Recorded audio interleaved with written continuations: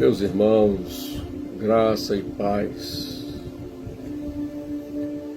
Neste dia maravilhoso que fez o Senhor e nos proporcionou dentro da sua dádiva, dentro do seu dom perfeito, todas as magnitudes e maravilhas da nossa existência, porque tudo foi criado pelo Senhor Deus. O salmista entoando um louvor ao nosso Deus, dentro dos livros dos Salmos, ele expressa esta gratidão através de um louvor dizendo: do Senhor é a terra e toda a sua plenitude, e todos que nela habitam. Então precisamos atribuir ao Senhor toda a honra, toda a glória, todo o louvor, toda a gratidão pelo dom da vida. Eu acho lindo, interessante que quando ele se revela ao profeta Jeremias, ele diz: antes que fosse formado no ventre, eu já te conhecia, e às nações eu te dei o profeta. Então você observa que o Senhor, nosso Deus, Ele nos deu vida. E a vida que o Senhor Deus deu-nos, ela tem um propósito, ela tem um objetivo. A vida que o Senhor Deus nos proporcionou, ela tem significado. Então eu quero que você, nesta manhã de segunda-feira, tenha a oportunidade de lembrar, de trazer à sua consciência, ao seu coração, que foi Deus que deu o dom da vida a você. Se você está nessa existência, nessa realidade, foi Deus que lhe deu esta oportunidade. Então zele, agradeça, atribua ao Senhor toda a gratidão pelo dom da vida.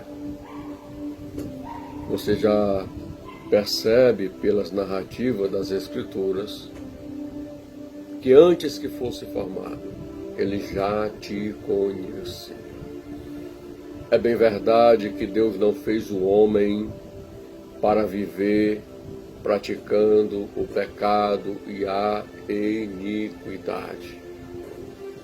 Deus fez o homem para que o homem vivesse nessa existência, para que ele desfrutasse dessa existência sem praticar o pecado e a iniquidade. No livro do Gênesis, quando Deus ele formou o homem, Deus não colocou o homem em qualquer lugar. Deus colocou o homem num lugar especial. O próprio Deus construiu um jardim. Dentro desse jardim tinha toda a provisão, tanto espiritual quanto provisão de alimentos, de segurança. Você vai observar que não havia tristeza, angústia, dor. Não havia ali sofrimento. É tão interessante que não havia doenças, pestes. Não havia nenhuma atribuição do mal ali. Mas quando Deus colocou o homem neste jardim, Ele colocou uma árvore no meio do jardim, chamada de árvore do conhecimento do bem e do mal. É bem verdade que, se formos observar o texto, o homem só conhecia o princípio do bem. O homem não conhecia o princípio do mal.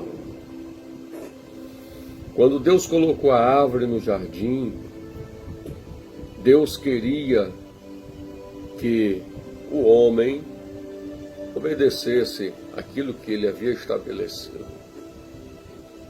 Então você vai observar que o princípio do mal ele só entra na mente e no coração humano quando a serpente, claro, que não era a cobra, a serpente que estava falando. Satanás usou as percepções da serpente e falou através da serpente, né, à mulher. E você vai observar, né, em Gênesis capítulo número 3, né, que a serpente ela era a mais astuta de todos os animais selvagens que o Senhor Deus havia feito. Então a serpente, ao se aproximar, disse à mulher: é verdade que Deus disse? Não comam do fruto de nenhuma árvore do jardim? A mulher respondeu à serpente: do fruto das árvores do jardim podemos comer, mas do fruto da árvore que está no meio do jardim, disse Deus: vocês não devem comer dele, nem tocar nele, para que não venham a morrer. Então a serpente disse à mulher: é certo que vocês não morrerão, porque Deus sabe que no dia em que dele comerem, os olhos de vocês se abrirão, e como Deus, vocês serão conhecedores do bem e do mal. Olha o poder da comunicação, desvirtuando na mente e no coração de Eva a verdade que o Senhor havia estabelecido sobre eles. Tudo que Eva tinha que fazer era obedecer o que Deus havia falado. Não importante o que outras vozes vão falar. As outras vozes não têm importância se não é a voz de Deus, se não é a direção de Deus, se não é o foco em Deus, daquilo que Ele já estabeleceu, não serve. Eu não devo dar ouvido. Eu tenho que dar ouvido àquilo que Deus estabeleceu sobre a minha vida. E era isso que Eva tinha que fazer. Porque esta mensagem, ela foi transmitida a Adão. E a gente, pelo texto, vai observar que Adão havia transmitido essa mensagem a ela. Então você vai observar que a serpente olha para Eva e diz assim: olha, certamente vocês não morrerão. Ele fala vocês porque Adão estava inserido. Ele não fala você no singular. Ele fala vocês no plural. Então a serpente ela já inclui Adão no processo. Né? Por quê? Porque o que o Senhor havia estabelecido não era a morte física, era a morte espiritual. O elo da quebra da comunhão entre o homem e Deus. Então você observa que a serpente, dentro deste campo da comunicação, do diálogo, porque Deus sabe que no dia em que deles comerem, os vossos olhos se abrirão. Os olhos vão se abrir para quê? Para o conhecimento do mal, para a natureza pecaminosa dos apetites da concupiscência. Isso não habitava na mente e nem no coração do homem ali no Éden. Então você vê a importância de ouvirmos a Deus, não as outras vozes.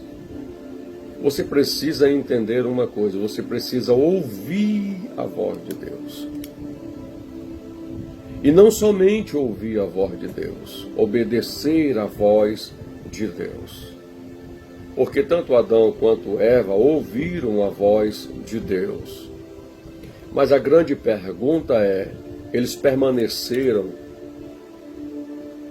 naquilo que a voz de Deus havia estabelecido?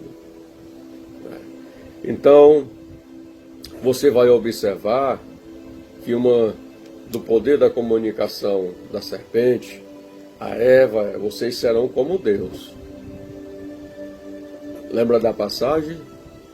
Por que que fez Lúcifer, o querubim ungido da guarda, o mais excelente, que andava entre as pedras afogueadas? O que fez ele pecar? O pecado não nasceu no exterior. O pecado nasceu aqui dentro da mente, dentro do campo dos pensamentos. Ele pensou, ele desejou ser igual a Deus.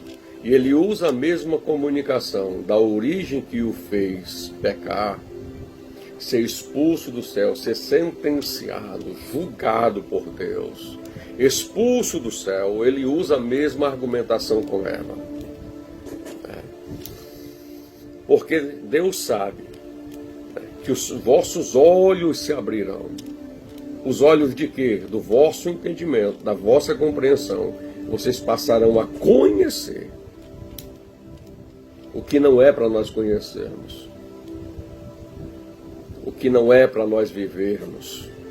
Vocês passarão a conhecer. E como Deus, vocês serão conhecedores do bem e do mal. Deus conhece o princípio do mal, Deus conhece, mas Deus não pratica, não exerce. É tão importante essa expressão que você observa que todas as narrativas bíblicas entre o diálogo de Deus com o homem é sempre trazendo o homem para o conhecimento do bem, para o princípio do bem. Deus não quer que o homem pratique o princípio do mal, porque o princípio do mal aborrece a santidade de Deus. O princípio do mal afasta o homem de Deus. E a gente precisa compreender, entender isso, dentro da exposição da palavra. A palavra de Deus é a constituição do reino dos céus, que Deus gerenciou na terra e deixou-nos para que nós entendêssemos e compreendêssemos as Sagradas Escrituras, que revela quem Deus é. Então, você observa que o texto do versículo 6 do capítulo 3 vai dizer: e vendo a mulher que a árvore era boa para se comer, e vendo a mulher que a árvore era boa para se comer, ela olhou para o fruto. Os olhos são as janelas da alma. A alma é o centro das emoções e dos sentimentos. Eu sempre expresso uma palavra que precisamos entender uma coisa. Não podemos permitir que os nossos sentimentos nos governem. Quando os nossos sentimentos nos governam, porque os nossos sentimentos pendem para a vontade do Espírito Santo, para Deus, e também pende para as obras da carne, satisfazendo o desejo do adversário. Então não podemos permitir que os nossos sentimentos nos governem, porque senão nós vamos perder o controle emocional, nós vamos perder o controle da direção da nossa vida dentro daquilo que Deus estabelece, que Deus quer na nossa vida, que é que nós temamos a Ele, amamos a Ele e andamos em obediência e em fidelidade a Ele. Então você precisa governar os seus sentimentos. Não dar vazão a alguns sentimentos, como ira, raiva, cólera, as obras da carne, né? Prostituição, avareza, lascívia, idolatria, feitiçaria, inimizade, avareza, né? Que os que tais coisas praticam não herdarão o reino dos céus. Gálatas capítulo 5, versículo 16 em diante. Então vocês observam que Eva viu, olhou. Quando ela olhou, ela desejou. E quando ela desejou, ela alimentou esse desejo, que era contra a vontade daquilo que Deus havia estabelecido. Então, quando ela olhou para a árvore, ela viu que a árvore, o fruto era desejável para se comer. E você observa que quando ela olha, ela deseja. Ela diz: eu vou comer desse fruto. Não coma do fruto do conhecimento do mal. Não coma dele. Se a gente for aplicar esse fruto do conhecimento do mal, é tudo aquilo que nos afasta de Deus, que provoca a Deus, que provoca a ira de Deus, que entristece o coração de Deus. Não coma. Então você observa que ela leva a Adão. Adão poderia muito bem repreender a sua mulher e dizer: olha, Deus me disse que não era para mim comer do fruto da árvore do conhecimento do bem e do mal. Não era para mim comer. E Adão, muito bem, ao repreender a sua esposa, ele não iria comer do fruto. Mas você observa que ele toma do fruto e come. Quando ele come, ele perde a comunhão com Deus. Ora, meus irmãos, você vai observar dentro da narrativa que Deus, ele vinha pela viração do dia.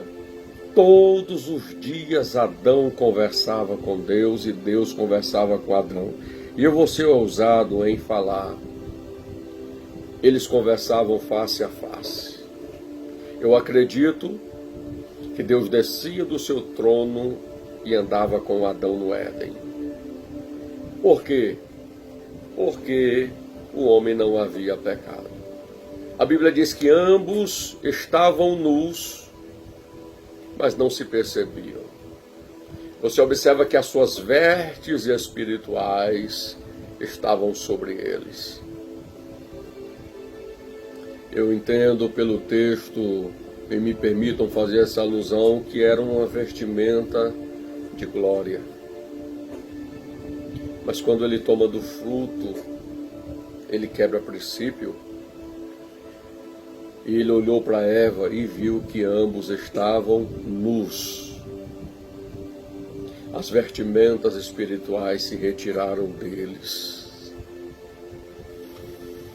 Então você observa que Salomão, quando escreve o livro de Eclesiastes, ele diz uma palavra poderosa: nunca falte o azeite sobre a sua cabeça. Azeite simboliza unção. Unção é a aliança entre o homem e o Espírito Santo, que capacita o homem a ser governado pelo Espírito, movido pelo Espírito, usado pelo Espírito de Deus. E a unção sobre a mente, o intelecto, o raciocínio, para que você tenha acesso ao conhecimento de Deus. Nunca falte o óleo sobre a tua cabeça. Essa aliança entre você e o Espírito Santo. E ele diz mais: e seja sempre alvo às tuas vestes. Ele não está falando dessa veste física. Ele está falando daquelas vestes que Adão perdeu quando transgrediu e desobedeceu a Deus. As vestes espirituais que se retirou de Adão. Ele disse: seja sempre alvo as tuas vestes. As vestes que foram manchadas pelo pecado, pelo conhecimento do princípio do mal, pela prática do mal. Você observa que a partir daí, Adão recebeu a sentença, Eva recebeu a sentença, a serpente recebeu a sentença. E Satanás também recebeu outra sentença. A partir daí, a vida do ser humano começa a se degradar. Adão teve que trabalhar. Deus disse assim: olha, espinhos e abrolhos, do suor do teu rosto comerás o teu pão. Olha a sentença do pecado sobre o homem. Para Eva, Deus olhou e disse: olha, Eva, tu vais sentir 7 vezes mais. Quando tu for dar à luz, a dor será 7 vezes mais, multiplicado. Tu terás dores de parto.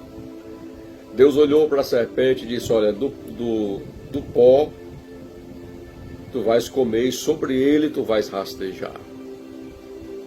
E Deus olha para Satanás, o diabo, e diz para ele: eu acredito que Deus coloca a mão no ventre da semente da mulher, vai nascer um que vai esmagar a tua cabeça. Então você observa, dentro desse contexto, que por meio de Adão entrou o pecado no mundo. O pecado gerou a morte gerou separação entre o homem e Deus. Mas você observa que, por meio da semente da mulher, Cristo Jesus, o poder do seu sangue, pode lavar as vestes manchadas pelo conhecimento do mal. Pode lavar as vestes do homem manchadas pelo pecado. Você observa que a semente do homem foi contaminada pelo pecado.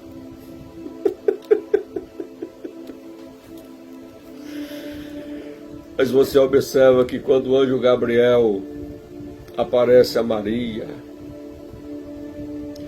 ele diz: bem-aventurada és tu, porque do teu ventre vai nascer o Messias.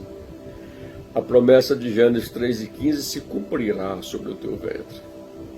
Ela diz: como será isto? Eu não conheço varão. Eu estou prometida a um homem chamado José. O anjo disse: olha, o Espírito do Senhor descerá sobre ti, te envolverá e tu ficarás grávida. Não foi a semente humana que engravidou Maria. Não foi a semente da horizontal. Não foi a semente da terra. A semente que engravidou Maria, ela é do céu, da vertical. Por isso Jesus nasceu sem pecado. Jesus, o Verbo, o Logos de Deus, nasceu sem pecado, podendo socorrer o homem das suas misérias, dos seus pecados, podendo socorrer o homem, resgatar, restaurar as vestes espirituais do homem. Só Cristo pode restaurar o ser humano e a comunhão de volta trazer ao homem, para que o homem se ligue e se torne um com Deus, para que se cumprisse o que Deus disse em Gênesis 3:15, da semente da mulher vai nascer um que esmagará a tua cabeça. O pecado não teve poder sobre Jesus, porque Jesus venceu o pecado. O diabo tentou Jesus de todas as formas e de todas as maneiras, mas não teve poder sobre Cristo. Porque João, na revelação do Espírito, diz: o Verbo, o Logos de Deus se fez carne, habitou entre nós, cheio de graça e de verdade, vimos a sua glória como a do unigênito Pai. Eita Jesus! E só Cristo pode resgatar a tua vida, restaurar a tua vida, lavar as tuas vestes espirituais, perdoar os teus pecados, tirar você da condição em que você está. Só Cristo pode. Ele não te fez para andar pecando. Abandone o pecado. Olhe para Cristo, que é o autor e consumador da nossa fé. Olhe para Cristo.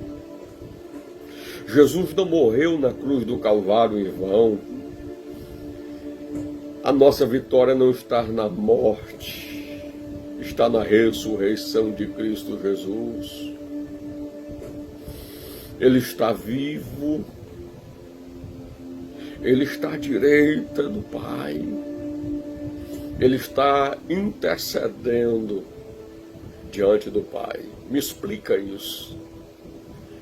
Quando você acredita na exposição da palavra, você recebe a semente do reino sobre a tua vida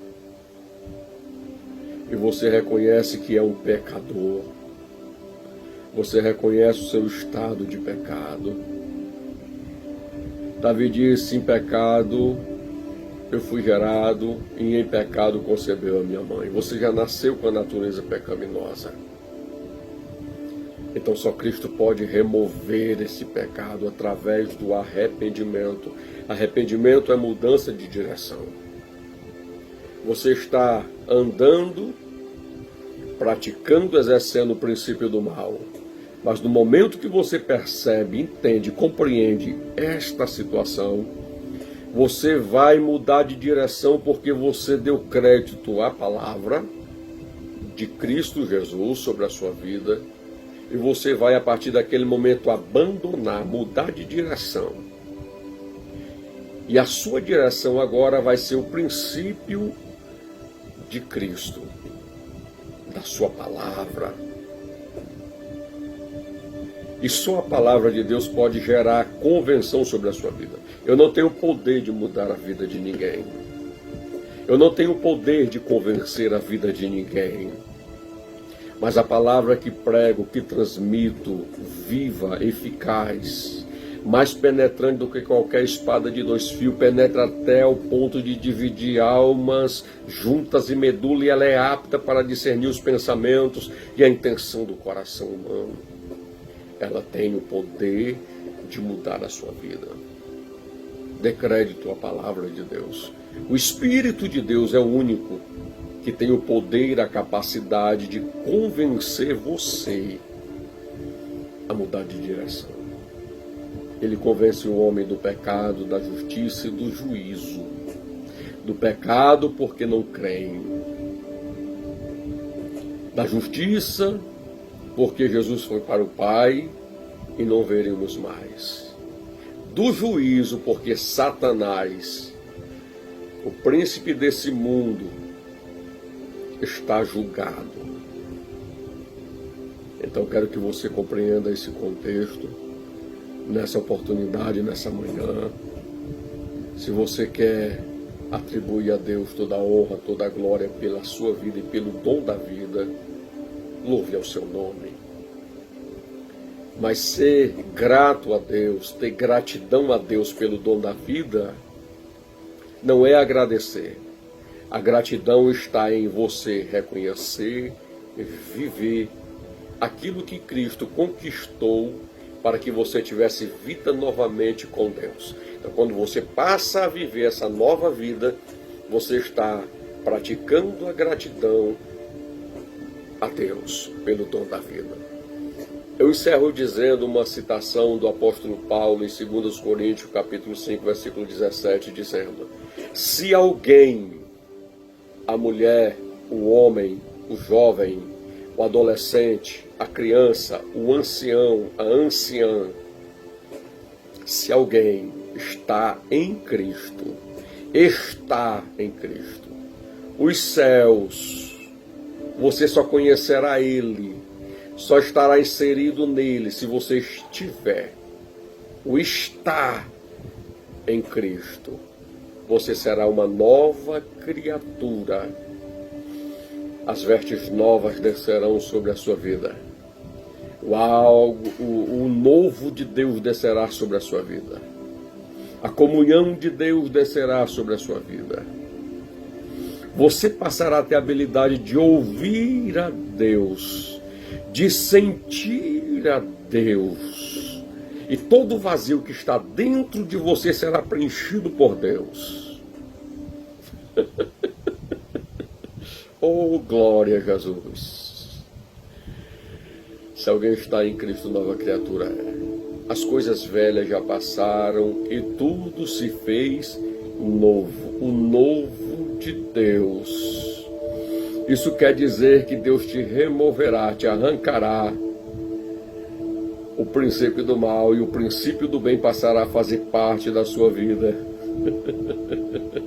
Oh, glória a Jesus. Abra o seu coração para Cristo. O diabo não pode abrir teu coração. Deus também não pode abrir seu coração. Só você pode. Só você pode abrir o coração. Ou você abre o seu coração para o diabo, para o conhecimento do bem, para o conhecimento do mal, ou você abre o seu coração para Deus, para o princípio do bem, para aquilo que Deus tem para a sua vida. Desperta, levante-se e se mova para Deus. Se mova para Deus.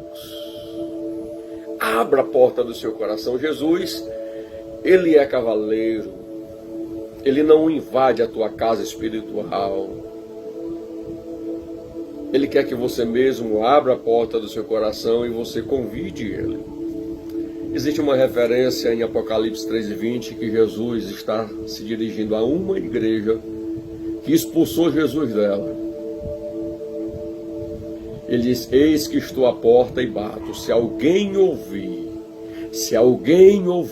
eu repito, se alguém ouvir, eu estou à porta e bato. Se alguém ouvir, Ele está batendo todos os dias, todos os momentos na porta do seu coração. A grande pergunta que eu faço a você é: você está ouvindo? Você está ouvindo a voz de Deus, do Espírito de Deus, por meio da sua palavra?